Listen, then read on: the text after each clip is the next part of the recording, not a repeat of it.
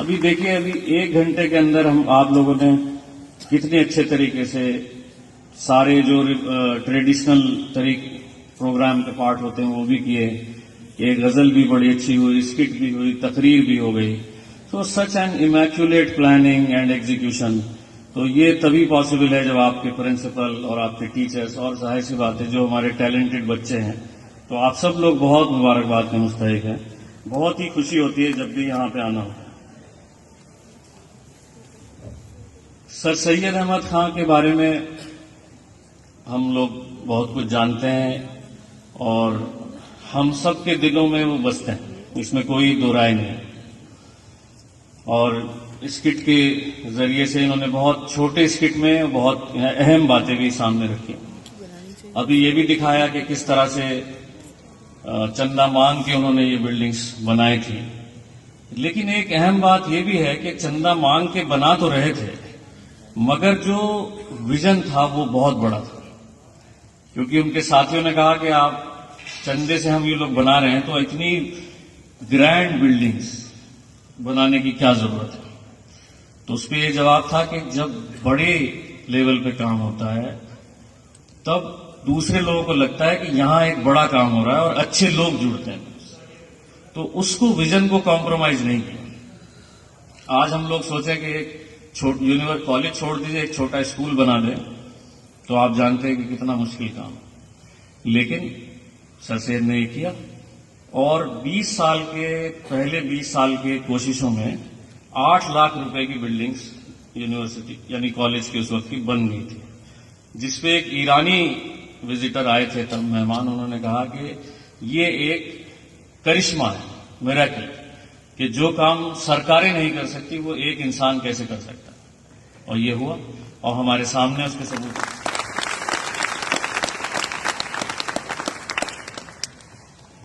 سر سید کے بہت سارے کام ہیں، لیکن یونیورسٹی اکیلے ان کو صرف یونیورسٹی جو ان کا کارنامہ ہے وہ ان کو ایک بالکل الگ صف میں لے جا کے کھڑا کرتا ہے.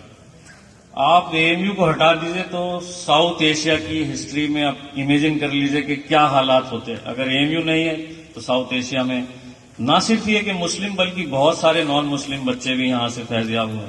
تو آپ اگر اس کو ہٹا دیں تو آپ سوچئے کہ ہمارے کیا حالات ہیں. لیکن اب ایک سوال یہ ہے، اور میں خاص طور سے اس میں جو ہمارے اسٹوڈنٹس ہیں ان سے مخاطب ہوں، کہ اب ہماری کیا ذمہ داری. ٹھیک ہے، یہ ہم سر سید کو دل میں رکھتے ہیں، ان کی بات کرتے ہیں، سر سید ڈے بھی مناتے ہیں، لیکن اس سے بات بنتی نہیں. بات کو اس سے تھوڑا آگے بڑھنا ہوگا.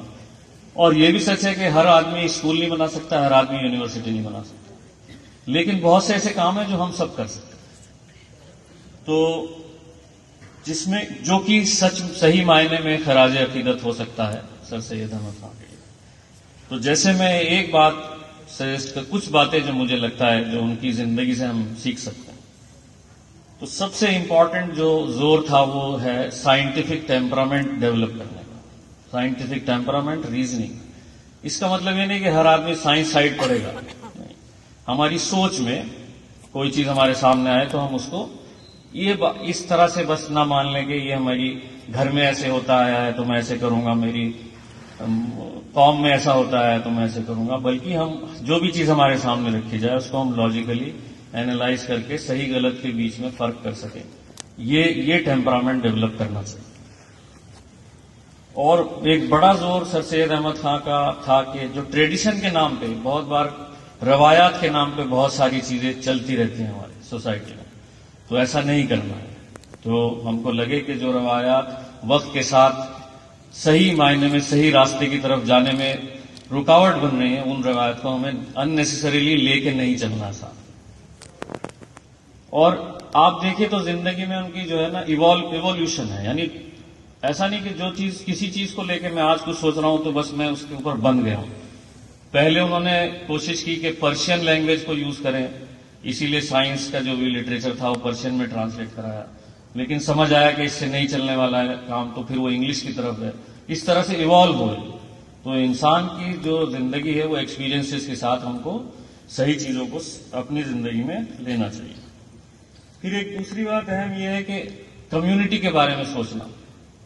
کہ ہم اپنے لیے بھی کچھ کریں اور یہ بھی سوچیں کہ ہم کمیونٹی کے لیے کیا کر سکتے ہیں. اور پیرنٹس کے بارے میں سر سید احمد خان کا جو بھی ان کے آپ دیکھیں لٹریچر ہے تو اس میں ان کا ذکر جو ہے وہ اپنے پیرنٹس کے لیے بہت ہے. ماں کے لیے خاص طور سے انہوں نے بڑا ذکر کیا ہے اور بہت سننے میں بڑا عام نارمل سا قصہ ہے لیکن بہت گہرا اثر اس پر ہوا. انہوں نے لکھا کہ 9 سال کے شاید تھے اگر میں غلط نہیں ہوں, تو گھر میں ایک کام کرنے والی لڑکی رہتی تھی تو انہوں نے کسی بات پہ غصہ ہو کر اس کو مار دیا.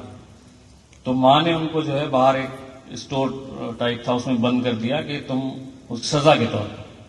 پھر خیر وہ معافی مانگی اور جب انہوں نے اس سے لڑکی سے معافی مانگی تب انہوں نے ان کو گھر میں واپس لیا. تو یہ اس طرح سے پیرنٹس ہمارے لیے ہماری تربیت میں بہت بڑا رول پلے کرتے ہیں. تو ہم کو بھی پھر جب ہم اس لیول پر آئیں تو اس بات کو دھیان رکھیں, یہ بھی ہماری ذمہ داری بنتی ہے. میں زیادہ ٹائم نہیں لوں گا آپ لوگوں کا, بس میں 1-2 بات کہہ کے اور اپنی بات ختم کروں گا کہ جو سر سید نے کہ ایک آتھر جنہوں نے بایوگرافی لکھی ہے سر سید کی, انہوں نے لکھا کہ Sir Syed did not want the students of Aligarh to show only a report card of high marks. Rather, he wanted the Aligarh boys to carry the torch of Aligarh, carry the education as well as the training which they have received at Aligarh, wherever they go and whatever they do. Basically, he wanted to carry Aligarh with you wherever you go. تو اس میں ان کا ایک بڑا مشہور statement ہے کہ education is like building a pond and training is filling that pond. تو آپ بنا پونڈ بھرے تو اس کی کوئی یوز نہیں ہے. تو ہماری اور بڑی خوشی ہے کہ اسکول میں جو ہمارے ٹیچرز ہیں وہ اسی نظریے سے ایجوکیشن بھی ہوتی ہے, ہماری ٹریننگ بھی ہوتی ہے. تو میں آخری میں پھر سے آپ لوگوں کا شکر گزار ہوں بہت. اور یونیورسٹی جو ہے وہ آپ جانتے ہو کہ 100 سال ہونے کو آ رہا ہے اور بڑے اچھے دور سے بھی گزری ہے اور بڑے چیلنجز بھی دیکھے ہیں. لیکن چیلنجز کے باوجود بھی یونیورسٹی یہ بات سب مانیں گے کہ آگے ہی بڑھ رہی ہے, گروئنگ. تو اس کی وجہ میں جو مانتا ہوں وہ صرف وہی ہے جو ان کی تابش کی غزل میں بھی آیا تھا کہ یہ بے غرض عمل تھا. تو اس سے ہم کو یہ سمجھ میں آتا ہے کہ جو بے غرض عمل ہم کریں گے اس کا نتیجہ اچھا ہی آئے گا, اور زندگی میں کچھ عمل ایسے بھی ہونے چاہیے جو بے غرض ہوں. تو میں آخری میں پھر سے بہت شکر گزار ہوں آپ سب لوگوں کا کہ آپ لوگوں نے ہمیں یاد کیا, اپنے ساتھ شامل کیا, اور سارے اسٹوڈنٹس کے لیے ہم لوگوں کی بیسٹ وشز کہ آپ لوگ خوب ترقی کریں, خوب نام کمائیں, اپنی فیملی کا, یونیورسٹی کا نام روشن کریں. شکریہ بہت.